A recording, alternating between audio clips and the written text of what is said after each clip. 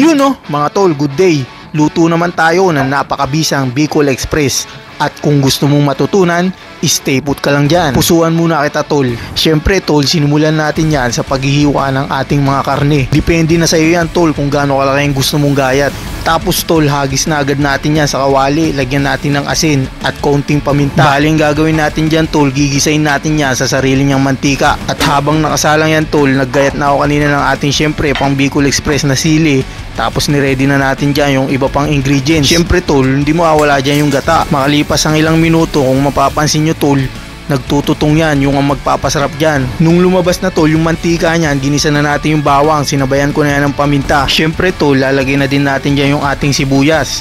Tapos halu-haluin lang natin hanggang sa magisa. Pwede na din natin yan tol pag samasamahin yung baboy tsaka yung bawang, sibuyas. Haluin na natin lahat yan. Tapos tol, lagyan natin ng pampalasang patis. Tapos yung lata na pinaglagyan ng gata, nilagyan kong tubig na siyang magpapalambot tol sa ating yobab. Tapos tinakpan ko lang yan tol hanggang sa lumambot yung ating yobab. Basta pakuluin nyo lang tol hanggang sa lumambot. Nung lumambot na yung yobab, dito na natin ilalagay tol yung ating bagoong. Ang ginamit ko pala dyan tol na bagoong yung nabibili natin sa mga store, yung luto na, yung nasa bote. Kaya may timpla na din yan. Tapos tol, lagay na din natin dyan yung magpapasarap dyan, nakakanggata. Masarap talaga dito tol, yung maraming gata. Tapos ihigay mo yung tipong nagmamantika. Tapos nilagyan ko din yan ng kaunting brown sugar. Konting-kaunti lang inilagay ko dyan. Tinakpan ko lang yan tol hanggang sa kumulo. At nung kumulo na tol, ilalagay na natin dyan yung pinaka main ingredients ng Bicol Express. Syempre sili tol. Depende na sa'yo tol kung gaano karaming sili ang ilalagay mo dyan. At kung gaano kaangang ang gusto mo. At para makasigurado ka naman sa lasa tol, syempre titikman mo yan. Tikim check.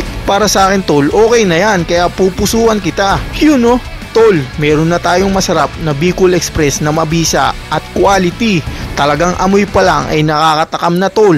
Ang sarap ipagulong sa kanin niyan. Speaking of kanin tol, syempre nagready na tayo ng ating kanin dyan at ipapagulong na natin dyan yung napakabisang naluto nating Bicol Express. At kung nag-stay put ka sa video na to tol, sigurado ako marunong ka na magluto ng Bicol Express. Pwede mo nang gayahin to tol. O paano tol? Ako na lang muna magte-taste test. Taste test check.